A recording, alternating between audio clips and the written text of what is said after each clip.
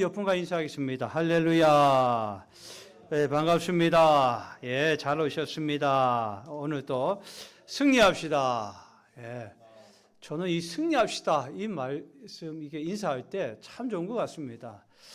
참 우리가 많은 유혹과 시험과 어려움 속에서도 승리합시다, 승리합시다 막 격려하면 정말 이 가나안 광야 행진 저 축복의 본향까지 주님 날까지 우리 서로 격려하면서 같이 믿음의 정상에 나아가게 될 줄 믿습니다. 기도하겠습니다. 하나님 아버지, 사순절 기간 하나님 아버지 주님의 십자가, 주님의 고난, 주님의 순환 아버지 묵상하면서 또 우리가 정말 이 십자가의 사랑 감격하고 주님의 사랑이 없었으면 우리가 어떻게 구원받았을까 묵상하면서 이 사순절 기간을 지내왔습니다. 하나님, 이제 종려주일을 맞이했습니다. 이 종려주일 통해서 많은 사람들이 환영하고 소리쳤지만 하나님 아버지, 결국은 예수님은 십자가로 매달리게 되셨습니다. 그 과정들을 보면서 오늘 말씀의 은혜를 나눌 때 성령께서 우리 모두에게 말씀을 전한 자나 듣는 자나 다 큰 은혜로 역사하여 주옵소서. 예수님의 이름으로 간절히 기도드리옵나이다. 아멘. 예, 오늘은 기독교 절기 가운데 종려주일입니다. 예수님께서 이제 예루살렘 성을 향해서 들어가십니다. 예수님께서 들어가실 때 사건이 있었어요. 예수님이 제자들에게 건너편에 가서 한 번도 멍에를 매지 않은 나귀 새끼를 가져오라. 주인이 뭐라면 어떡합니까? 주가 쓰시겠다고 하라. 그래서 제자들이 가서 그 주인에게 나귀 새끼를 이렇게 가니까 정말 있어요. 그 나귀 새끼를 이렇게 풀어오는데 주인이 왜 나무 나귀 새끼를 가져가요? 하니 주님이 쓰시겠다고 합니다. 하니까 그 사람이 아무런 말도 없이 이상하게도 그 나귀 새끼를 이렇게 내어드립니다. 예수님께서 그 나귀 새끼를 타고 이제 예루살렘 성을 들어오시는데 그 예수님의 모습을 보고 여러분 한번 생각해 보십시오. 예루살렘 성으로 메시아 구원자가 오시는데 이 큰 백마를 타고 흑마를 타고 나폴레옹처럼 막 말갓길을 휘달리면서 이렇게 들어와야, 개선장군처럼 들어와야 막 온 예루살렘이 소동하고 환영하지 않겠습니까? 그런데 약간 좀 코믹하기도 하고 좀 웃기기도 한 거예요. 예. 여러분, 다 큰 성인이 나귀 어른도 아니고 새끼를 타면 발이 달동말동 뒤뚱뒤뚱 해요. 그러지 않겠습니까? 좀 웃길 것 같아요, 제가 보기엔. 그렇게 오늘 멋이 없어요. 예. 그런데 예수님이 이 예루살렘에 들어왔을 때 우리가 매년 영상을 봅니다. 그 영상을 보면 그 예루살렘에 있는 모든 백성들이, 유대인들이 자기의 겉옷을 깔고 종려나무 가지를 막 하면서 뭐라고 부릅니까? 호산나 다윗의 자손이여 찬송하리로다. 주의 이름으로 오시는 이여 가장 높은 곳에서 호산나. 이 호산나의 뜻은 뭐냐? 우리를 구원하소서라는 뜻이. 우리를 구원하소서. 여러분, 예수님께서 오는 이 나귀 새끼를 타고 이렇게 오시는 모습이 마치 구약에 500년 전에 스가랴 선지자가 예언한 모습과 너무나 똑같기 때문에 이 백성들은 많은 기대를 가지고 기쁨을 가지고 우리를 구원할 메시아가 왔다고 환영했습니다. 여러분, 스가랴 9장 9절을 다 같이 한번 찾아보겠습니다. 스가랴 9장 9절에 500년 전에 스가랴 예언자는 메시아가 이런 모습으로 온다 그랬어요. 다 같이 한번 읽어보겠습니다. 시작. 시온에 따라 크게 기뻐할지어다. 예루살렘에 따라 즐거이 부를지어다. 보라, 내 왕이 내게 임하나니 그는 공의로우시며 구원을 베푸시며 겸손하셔서 나귀를 타시나니 나귀의 작은 것 곧 나귀 새끼니라. 아멘.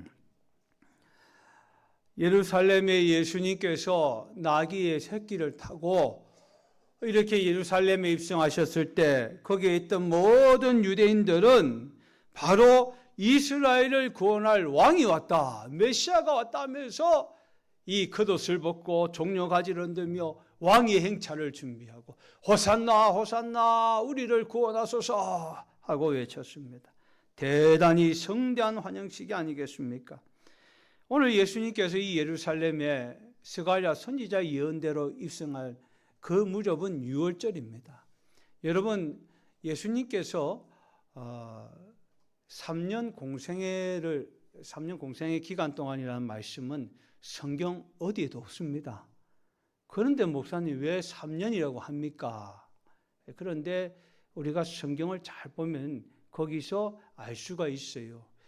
마태, 마가, 누가는 공간복음이라 그래요. 이 제자들은 예수님의 기적과 이적과 사건들을 공통된 관점에서 얘기하고 있습니다. 그래서 공간복음이라 하는데 이 요한은 그 사건들을 다르게 표현합니다. 시간의 개념으로 나열하고 있어요. 그래서 예수님이 일어났던 일들을 쫙 얘기하는데 태어나서부터 얘기하는데 시간별로 얘기하고 있어요. 근데 그 가운데 유월절을 한 번, 유월절 1년에 한 번이 있으니까 두 번, 그리고 예수님이 세 번째 유월절을 맞이합니다. 예수님의 유월절이 예수님 공생애가 3년이라는 것은 바로 거기에서 나온 겁니다. 예수님은 3년밖에 사역을 안 하셨어요. 30년 동안은 아버지 밑에서 가정을 돌보고 열심히 아버지를 돕고 열심히 목수하고 석공하고 그 삶이 대단히 고단하고 비루한 인생이셨지만 아무런 불평 없이 그냥 부모님을 잘 섬기는 그런 효자셨습니다. 이제 때가 참에 예수님께서 이제 3년 공생의 사역을 하십니다. 이제 예수님은 우리를 구원하고 십자가를 지시고자 예루살렘 성으로 향해서 이제 나아가고 있습니다.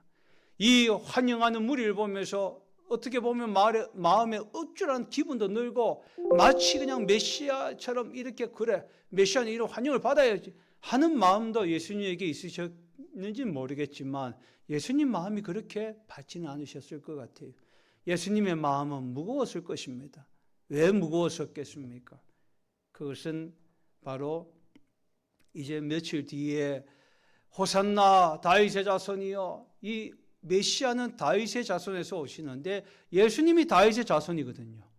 이 예수님이 다윗의 자손인데 이 예수님이 자신들이 원하고 바라는 스타일의 구원자가 아니라고 생각하니까 예수님을 십자가에 못 박는 폭도가 되는 것을 예수님은 알고 계셨기 때문입니다. 그래도 예수님은 우리의 죄를 구원하기 위해서 아무런 말씀도 안 하십니다. 예수님께서 예루살렘에 오기 전에 제자들에게 깊은 얘기를 하셨어요. 주는 그리스도시요 살아계신 하나님의 아들입니다. 바요나 시몬아 내가 복이 있도다. 네가 그 고백을 한 것은 혈육이 아니요 하늘에 계신 하나님께서 그렇게 하신 것이다 하면서 얼마나 칭찬하시고, 그리고 이 신앙 고백 위에 내가 천국의 열쇠를 내게 주리니 음부의 권세가 침범하지 못하리라. 우리 이 땅에서도 매면 하늘에서도 매이고 이 땅에 풀면 저 하늘에서 풀려지는 역사가 일어난 줄 믿습니다. 예수님께서 이제 그 고백 위에 이제 고난과 순환과 부활에 대해서 제자들에게 말씀하셔요. 내가 이제 가면 장로들과 대제사장들에게 고난을 받을 것이요 체포되어서 버림받아서 죽임을 당할 것이나 제3일에 부활할 것이다. 그렇게 말씀해 주셨지만 제자들은 그걸 귀뚱을 듣지 않았어요. 정말 그럴까? 아닐 거야. 예수님이 십자가라는 것은 아주 악질적인 최고의 죄인들만 죽는 형틀인데 왜 예수님이 십자가예요? 예수님 그런 짓 한 적이 없어. 죄를 범한 적이 없어.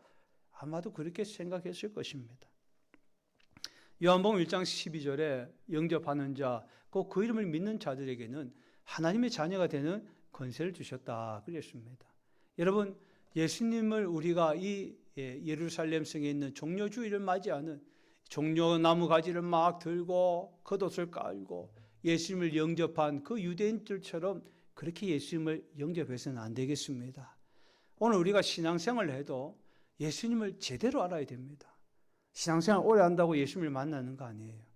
여러분, 예수님을 나의 구세주로 또 내 생각, 내 의지대로 구원과 선행과 하나님 주시는 축복이 있다. 이거 버리셔야 돼요. 제자들은 그때까지 그렇게 생각하고 있었습니다. 예루살렘에 있는 수많은 사람들이 그렇게 생각하고 있었습니다. 아닙니다.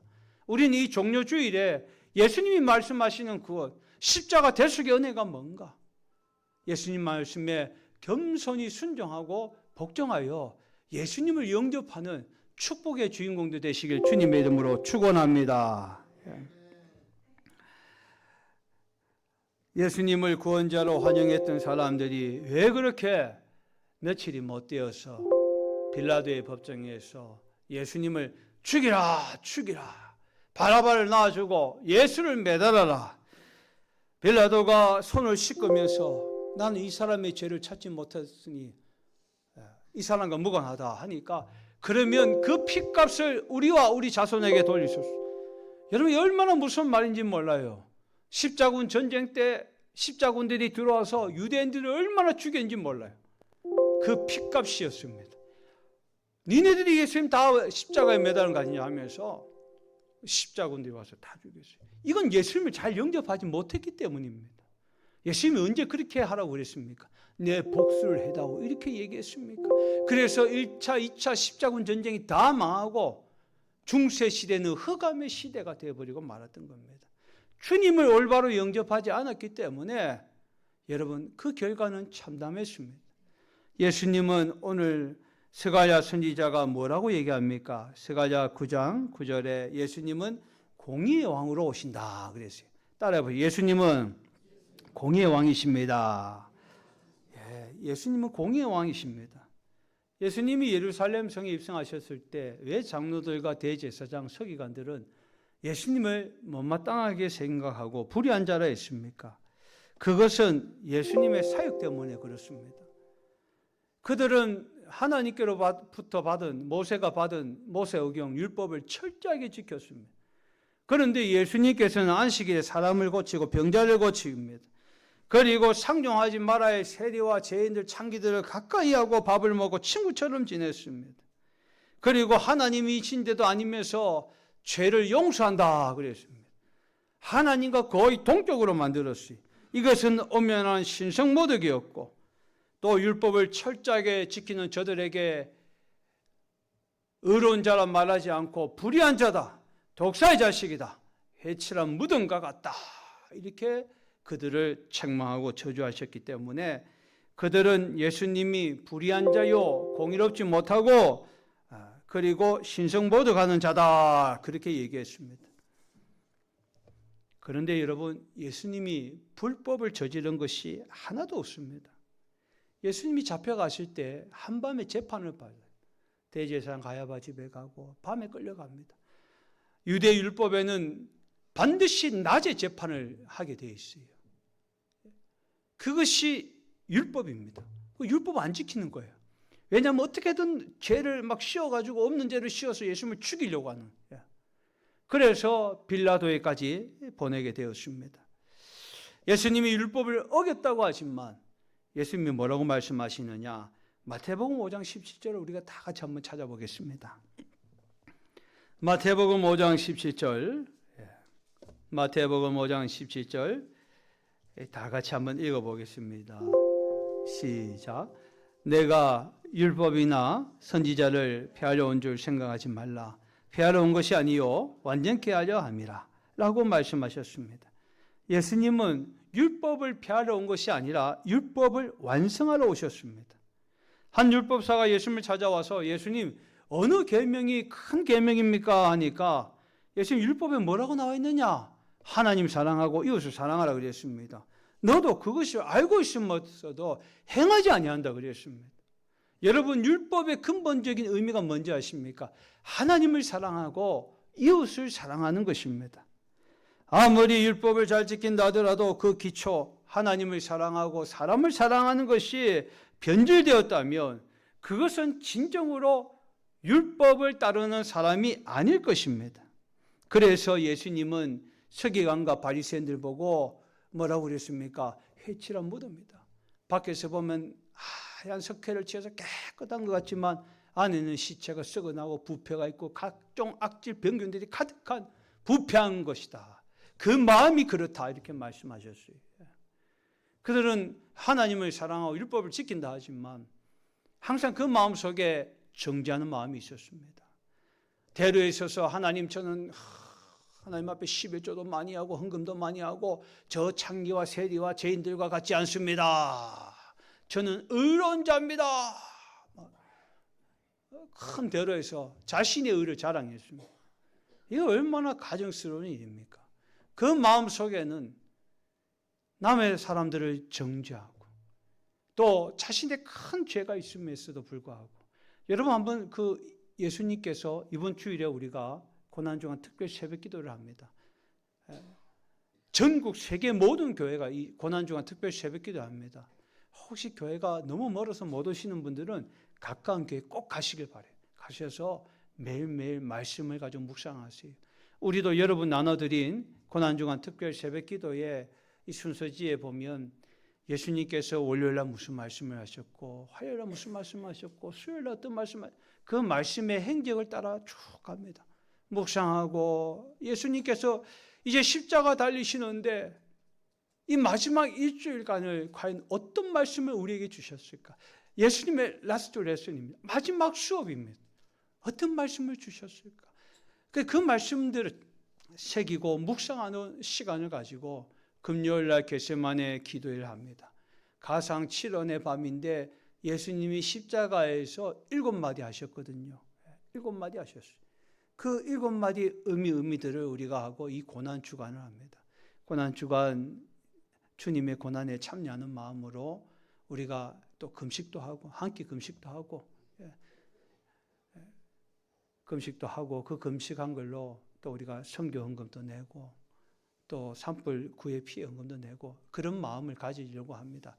여러분 그런 정말 이 사순절 고난 주간은 우리 신앙인이 있어서 가장 중요한 그러한 기간이고 시간입니다. 예수님께서 이 시간 중에 보면 성전 정화 사건이 있었어요.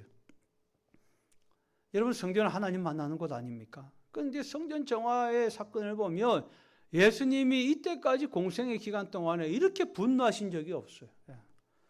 그래서 성전에 있는 장사하는 이들의 상을 막 둘러버렸어요.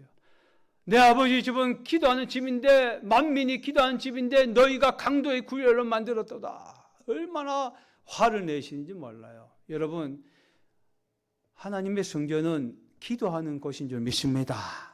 하나님께 예배 이보다 더 우선될 수가 없어요. 이보다 무슨 동호회 모임하고 뭐 사업을 위한 자신들의 어떤 그 바운더리를 높여가는 그런 데가 아닙니다.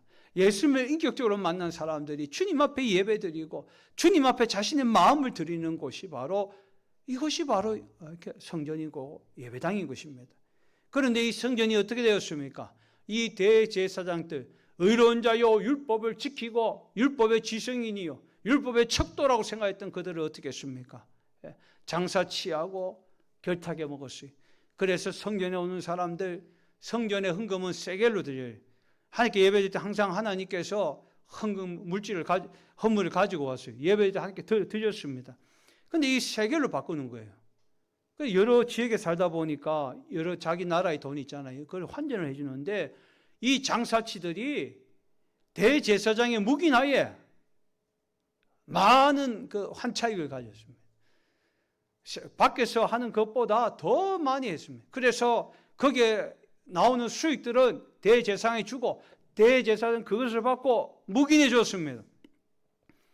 하나님 앞에 예배 때 드릴 제물을 가지고 와요. 자기 집에서 열심히 제물을 갖고 와요. 제일 좋은 거, 제일 깨끗한 거, 흠 없는 거, 염소의 새끼, 양의 새끼를 잡아 끌고 옵니다. 이거 오다 보면 몇 날 며칠 오니까 때가 묻고 좀 그렇지 않습니까? 그러면 오면 대제사장들이 보고 이거 안 돼. 하나님 안 받으시오. 하나님이 언제 그 말 했습니까? 언제 그것이 때 묻었고 그것이 더럽다고 내가 안 받겠다 했습니까? 안 돼. 하나님 안 받아. 저 가 새 거 사와. 그 가보면 이제 자기보다 더 안 좋고 더 비싸게 폭리를 취하는 그걸 사는 거예요. 그 어떻게 해요? 그래도 예배를 드리지 않으니까 다시 돌아갈 수 없으니까 그걸 내고 사는 거예요. 그 마음속에 막 분노가 막 일어나는 겁니다. 어린 아들의 손을 잡고 성전에 왔지만 다시는 내가 성전에 안 오리라. 이런 마음을 가지고 가는 거예요. 이게 예배와 하나님의 성전의 본질이 다 깨져 버린 겁니다. 그 예수님 여기에 분노하셨어요. 이방인의 뜰이 있었습니다. 이방인도 또 예수 믿는 사람들이 와서 성전에서 하나님 앞에 기도하게 만들었는데 그런 장소를 해줬어요. 그런데 그 장소에다가 짐승, 소새끼, 염소새끼, 양새끼 다 풀어놨습니다. 울고 똥 싸고 냄새나고 그렇게 만들어버렸습니다. 그것이 모세의 율법을 지키고 오경의 율법을 지킨다는 대제사장, 장로들, 서기관들, 율법학자, 유대교 교권주의자들이 그렇게 만들었습니다. 예수님은 거기에 분노하셨다는 사실이. 오늘 우리 신앙의 갱신이 필요하지 않겠습니까? 우리는 다시 주님이 기뻐하시는, 주님이 받으시는 예배의 본질로 돌아가야 될 줄 믿습니다. 예배의 핵심은 말씀입니다. 말씀이 우리 마음 심배에 떨어질 때 여러분 거기서 열매가 맺혀지고 30배, 60배, 100배의 결실이 맺혀지는 줄 믿습니다. 말씀은 능력입니다. 말씀은 자외 어떤 낯선 것보다 예리하여 우리의 심령과 관절과 골수를 찔러 쪼개니 하나님 말씀이 날카로운 메스처럼 우리의 심령에 더럽고 죄악된 암덩이 같은 죄를 갖다 다 잘라냅니다. 아프지만 해야 됩니다. 그래야 우리가 살 수 있습니다. 할렐루야. 그 말씀을 들을 때 좀 찌릿찌릿하다 하면 아이고 내가 낫는 중이네. 아이고 하나님 감사합니다. 이렇게 받아들이시길 바랍니다. 하나님 말씀은 무오하십니다. 하나님 말씀은 모든 사람들에게 감화, 감동을 주시고 그 사람을 온전케 하시는 줄 믿습니다. 예수님은 공의의 왕으로 오셨습니다. 오늘 예수님께서 하나님을 사랑하고 사람을 사랑하십니다. 그리고 죄를 지은 자는 죄값을 치러야 되지 않습니까? 여러분 이 땅에 어느 성인과 성자가 태어나서 죽기 위해 태어난 성자가 어디 있습니까? 어느 성인 성자가 어느 종교의 교주가 우리를 위해 죽은 그런 종교인이 있습니까? 아무도 없습니다. 예수님은 오직 나의 죄, 우리의 죄를 위해서 십자가에 달리시기 위해서 태어나시고 그 사명 하나를 위해서 묵묵히 여러분 걸어오신 줄 믿으시길 바랍니다. 스가랴 선지자는 예수님께서 겸손의 왕이라 그랬습니다. 그래서 나귀 새끼를 타고 오셨다 그랬습니다. 예수님은 하늘 영광 버리고 이 땅에 육신의 몸을 입고 이 땅에 오셨어요. 완벽한 인성을 가지셨습니다. 여러분 예수님께서 신성만 가진 분이면 십자가의 고통이 있을까요? 예수님께서 신성을 가지신 분이다, 인성은 없는 분이다 생각하면 왜 예수님께서 저 로마의 왕궁에 안 태어났습니까? 세계의 대제국 로마, 그 로마에 왜 태어나셨습니까? 곧 태어나시면 되는 거잖아요. 그리고 황제 숭배 주피터 다 치우고 아테네 치우고 이제 우리는 예수님만 믿고 하나님 믿는 기독교 국가다. 이건 더 쉽지 않아요. 왜 가난하고 수혜받고 천대받는 목수에 정말 누울 자리 없어 동물들이 사는 마구간에 밥그릇에 그거 나셨어요. 얼마나 찬하게 나지. 우린 최소한 어디서 났습니까? 조산소는 되지 않았습니까? 요새는 조산소 없지만 다 병원에서 나잖아요. 병원에서 낳고 케어받고 산후조리에서 쫙 이래가지고 이제 뭐 얼마나. 근데 예수님 그렇게 태어나시지도 않으셨어요. 인간이 정말 누려야 할 뭐 행복 이런 거 하나도 누리지 못하셨어요. 그냥 정말 겸손하게 낮아지셨어요. 30년 동안 아버지 밑에서 의자 만드셨어요. 의자 만들고 창틀 만들고 아버지 따라 성벽보수하면 가서 목수하고 한 번도 그 일이 힘들다고 뛰쳐나가잖아요. 내가 하나님의 아들인데 이 천한 일을 할까 보냐. 예수님 그렇게 하지 않아요. 예수님은 그 일도 묵묵히 하시고, 어떤 때는 돈이 없어서 사람들에게 받는 모멸감, 수치심도 받으셨지 않습니까? 예수님은 아무렇지 않으셨어요. 이 종료 주일에 유대인들 모든 예루살렘의 성들이 소동하는 이유가 있었습니다. 그것이 뭐냐? 바로 유월절이기 때문에 그렇습니다. 여러분, 유월절은 다 아시다시피 430년 애굽에서 종살이할 때 하나님이 모세를 호렙산에서 불러놓고 그를 통해 10가지 재앙을 통해서 그들을 애굽에서 구원하신 날, 그래서 마지막은 장자의 죽음인데 문설주에 어린 양의 피를 발랐는데 그 죽음의 사자가 넘어간다 해서 파스카, 6월절이다 그랬어요. 그래서 구원받았지 않습니까? 지금 이스라엘 백성들의 상황과 시기를 보면 그래요. 이 거대한 제국 로마의 식민지였습니다.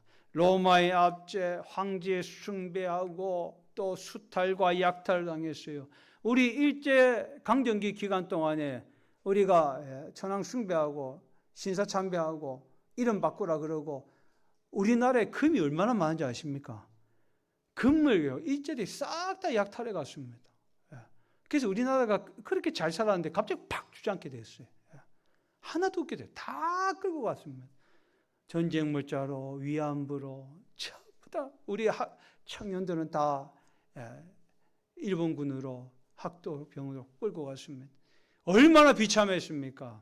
얼마나 바로 지금 이 유대인들을 바로 그런 상황 속에서 이 유월절을 맞이해서 스가랴 예언자가 말한 그 우리를 구원하실 메시아가 오신다.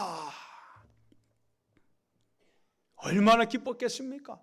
옷을 벗고 막 깔고 종려하는데 호산나 호산나 그랬는데 이것이 며칠 가지 못했어요. 왜 며칠 가지 못했습니까? 예수님 좀 이상한 거예요. 이제 나귀 새끼를 탔다. 말씀의 대로 하셨는데 이제는 군마로 좀 바꿔 타야지. 백마로 바꿔 타야지. 정복자의 말로 바꿔 타야지.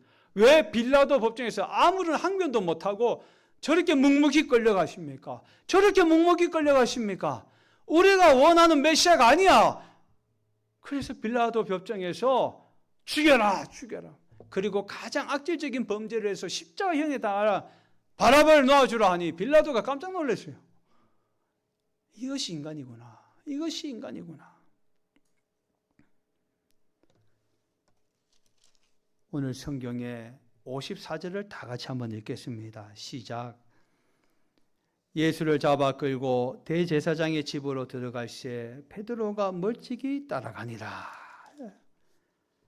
예수님이 이제 잡혀가시는데 그 제사장들의 사병들이 와서 예수님을 끌고 가니까 이 베드로가 혈기가 막 다혈질입니다. 막 어부였거든요. 그러니까 칼 팍. 이 어부들은 좀 다르신 것 같아요. 왜냐하면 매일매일 바다 죽음 앞에 있는 분들이거든요.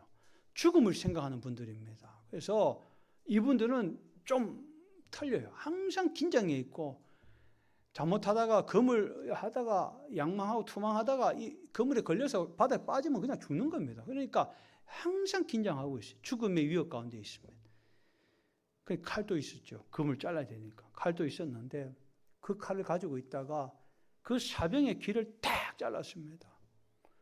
예수님이 이렇게 보고 피가 철철 흐르는 그 귀를 주워가지고 그 말고라는 사람이었는데 말고의 귀에 붙이면서 베드로야 금을 금집에 넣어라. 금으로 망한 자는 금으로 망한다. 내가 이 순간 하늘의 천군 천사 12영이나 되는 여기 있는 모든 나라와 이 군사 로마의 군대를 다 멸하지 않을 줄 네가 모르느냐? 그렇게 갈 수 없겠느냐? 근데 예수님은 그렇게 하지 않으셨어요. 왜냐하면 예수님은 그 전에 겟세마네 기도를 하시고 또 예수님은 제자들의 발을 이렇게 씻어주시면서 이 선생님이 제자의 발, 종의 발을 씻어준다는 것은 그 시대에 있을 수 없는 일입니다. 제자들이 왜 예수님 발을 안 씻었을까요? 서로 내가 높으니까 내가 수지자니까 내 발을 좀 니네들이 씻게 안 되겠나 이런 생각 가지고 있었어요. 예수님을 인격적으로 만나지 못했습니다. 3년 동안 따라다녔지만 배운 게 없어요. 얼마나 안타까운 일입니까?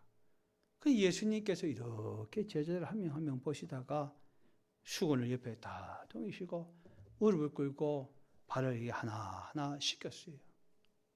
내가 선생으로 본을 보였으니까 너희도 그렇게 해. 본을 보이셨다는 겁니다.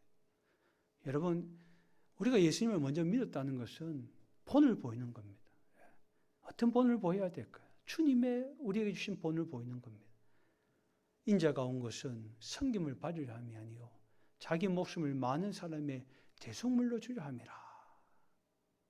오늘 예수님의 마지막 수업이셨고 그 뒤로 나가셔서 습관을 따라 겟세마네에서 동산에 기도를 하십니다. 막 기도하는데 아버지 할 수만 있으면 이 잔을 내게서 옮겨옵소서. 내게서 옮겨옵소서 그래요. 예수님은 우리와 인성이 같은 분입니다. 십자가 상에서 가상 7원 하시는 말씀 중에 엘리 엘리 라마사니 어찌하여 하나님 나를 버리시나이까?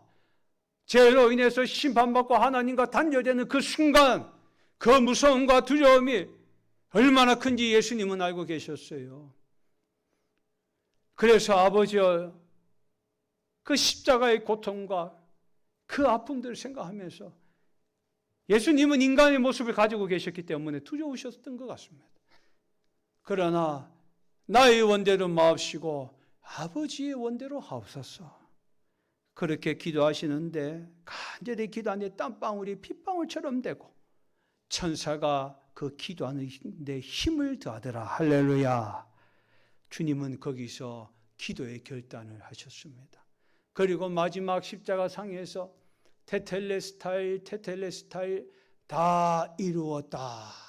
다 이루었다 말씀하시고 우리를 구원하시고 3일 만에 부활하신 줄 믿습니다.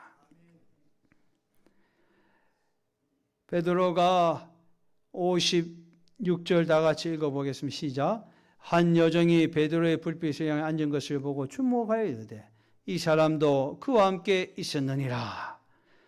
57절 베드로가 부인하여 이르되 이 여자여 내가 그를 알지 못하노라 하니 조금 후에 다른 사람이 보고 그 도당이다 하니 나는 아니라 하고 60절 말씀 다 같이 읽어보겠습니다. 베드로가 이르되 이 사람아 나는 내가 하는 알지 못하노라 아직 말하고 있을 때 닭이 곧 울더라. 예. 3번이나 예수님 말씀하신 대로 닭 울기 전에 내가 나를 3번 부인하리라. 그 말씀이 그대로 이루어졌습니다. 3번이나 기회가 있었잖아요.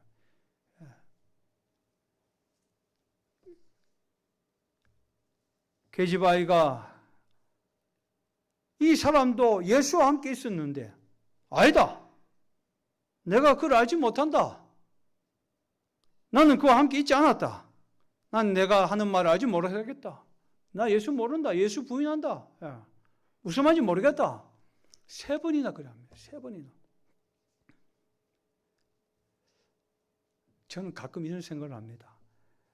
이 종료주일에 호산나 우리를 구원하소서. 너무나 정말 귀한 외침인데 이 외침이 여러분 주님 만나는 그날까지 저도 그렇고 우리가 계속되어야 되지 않겠습니까? 내 뜻과 내 의지와 내 방법대로 아이니까 나 교회 안 나가. 예수 안 믿어. 여러분 제발 그렇게 못난 짓 하지 마시길 바랍니다. 너무나 안타까운 일이. 그건 예수님의 방법이 아니셨어요. 예수님은 화평의 방법으로 병거와 활과 술을 다 꺾어버리시고 사랑과 용서의 방법으로 전 세계를 평정하시고 지배하신 줄 믿습니다. 이번 한 주간 여러분 금식도 하시면서 주님의 고난을 깊이 생각하시고 당신 예수 믿는 사람 아니야? 이랬을 때 맞다. 내가 예수 믿는 사람이다. 내가 대신교회 집사요, 성도요, 장로요, 권사요, 목사다. 아마 이런 귀한 고백을 가지고 결심을 가지고 이번 한 주간 승리하시기를 주님의 이름으로 축복합니다. 기도드리겠습니다. 하나님 아버지, 오늘 종려 주일에 아버지 주님의 모습을 다시 한번 기억합니다. 아버지, 우리 앞에 홍해 같은 문제와 어려움이 있지만 그 홍해를 갈라주시고 우리에게 오는 두려운 이 환경들을 예수님은 단번에 멸하여 주실 줄 믿습니다. 하나님, 두렵고 힘들다고 호산나를 멈추지 말게 하시고, 너도 예수 믿는 사람이지 말했을 때, 그래, 나도 예수 믿는 사람이다 담대히 고백하고, 하나님, 그래서 우리 마음이 강해져야 되겠습니다. 강하고 담대한 마음 주시고 입술의 고백을 통해서 이 고난주간 주님의 고난에 동참하는 귀한 은혜, 그리고 부활의 축복을 누리는 그 영광을 저들에게 허락하여 주시옵소서.